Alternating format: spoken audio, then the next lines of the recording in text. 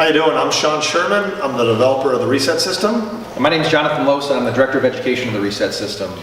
Tonight we're going to talk about a concept that we utilize in the Reset Education protocol or program, talking about restoration and replacement.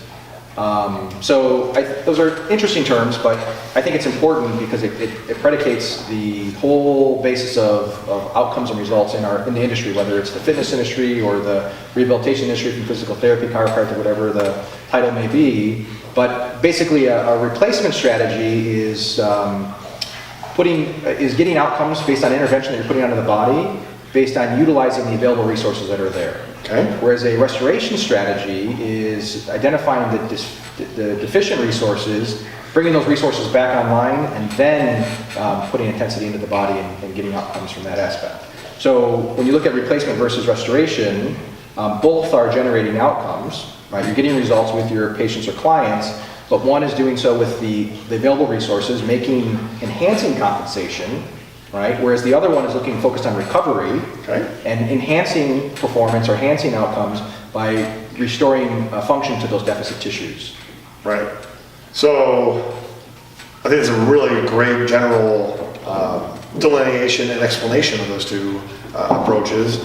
Would you say that the majority of the industry right now is using one or the other, or would you, in your estimation, would you say it's more of a 50-50 split, or where do you see the industry at with these two?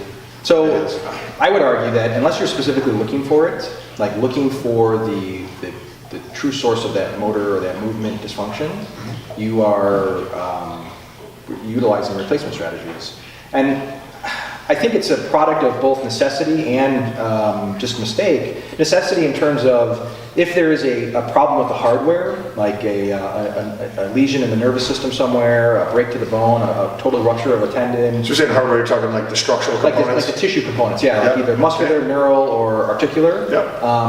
A replacement strategy, compensatory mechanism is all you have. If someone has a stroke, you're not going to be able to elicit some of the reflexes that may be there or try to restore normal motion, because normal now is whatever resources they have. But barring that, given someone that has integrity throughout the kinetic chain, looking at like there's no tears, no breaks, no major changes in structure, so surgeries, a replacement strategy or enhancing compensatory mechanisms, I think, is doing a disservice to the patient or client. I think it's up to the practitioner. The responsibility on them is to maximize recovery, restore function back to the tissues, and then you're still going to get outcomes, but you're doing so by increasing the capacity of that organism or that body.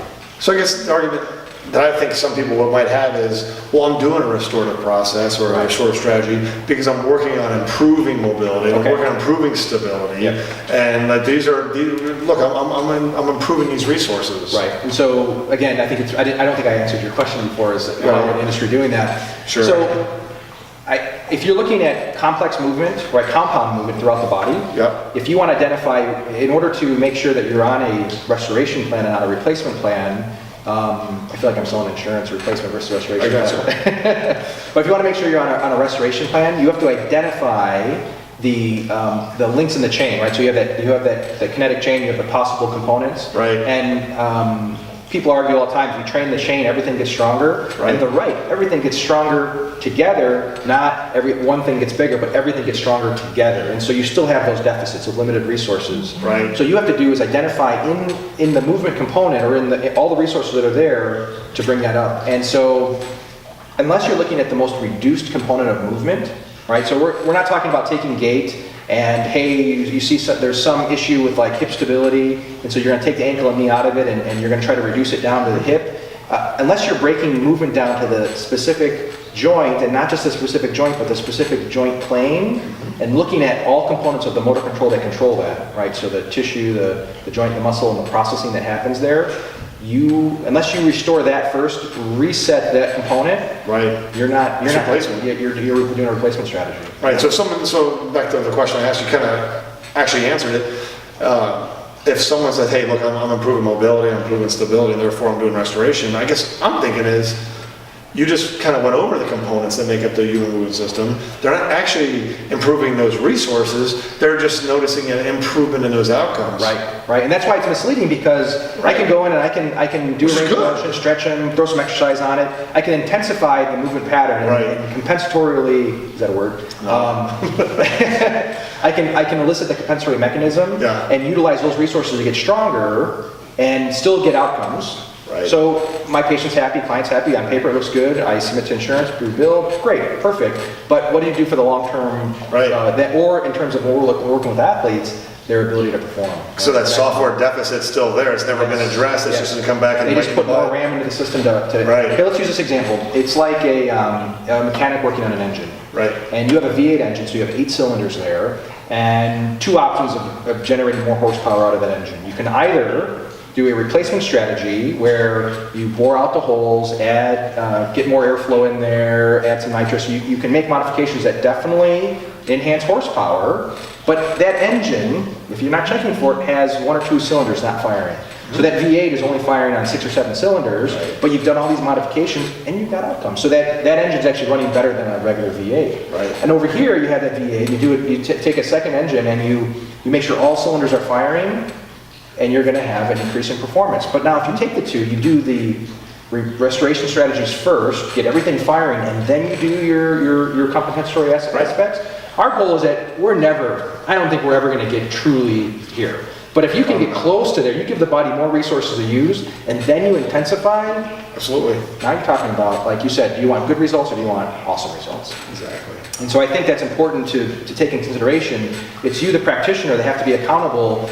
Am I doing replacement? Am I doing restoration? And sometimes replacement is all you have. And sometimes replacement, there's a time and a place. But unless you're identifying truly where those dysfunctions are at, Right. and reducing it down to the smallest component, you're doing a replacement So strategy. if you're not pinpointing the dysfunctions that are leading to compensation, Right. which leads to all kinds of other mayhem, it's a replacement. Right. If you're able to identify those deficits, those software deficits, so that the body doesn't have to compensate, then it would be a restorative process. Right. General, I mean, that's in a nutshell. Right, and we try to, and that's what we try to maximize. And I would argue that the reset system is an effective tool to identify those joint dysfunctions. I would agree. And I would think that I think we've reduced it down to the smallest component.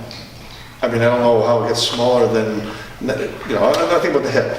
6 different positions. It's not a hinge joint, it's a ball and socket. So you have sagittal, frontal, and transverse plane. Very apparent that those movements are available: internal, external rotation, abduction, flexion, extension, adduction, whatever I missed. So if the deficit is adduction, where's a good sense in working on extension for that person's Right, hip? It's right. like you're close, but And that's the first part of the reset system, is using the microscope to identify where the joint dysfunction's at. Exactly. And now, Right. take the telescope and look at how do you integrate it back in the global pattern. So I would say all the time, I was talking in terms of analogies, do you want to use a sniper rifle or just like lob some hand grenades? I'd rather use a sniper rifle. Yeah. Most people get hurt, hit the target. Yeah. That's general, or specific and Yeah. goofy a little bit. And it's but- fun on Call of Duty. There you go. Cool, good job, All right, man. awesome. Thanks, All right, guys. thanks for listening.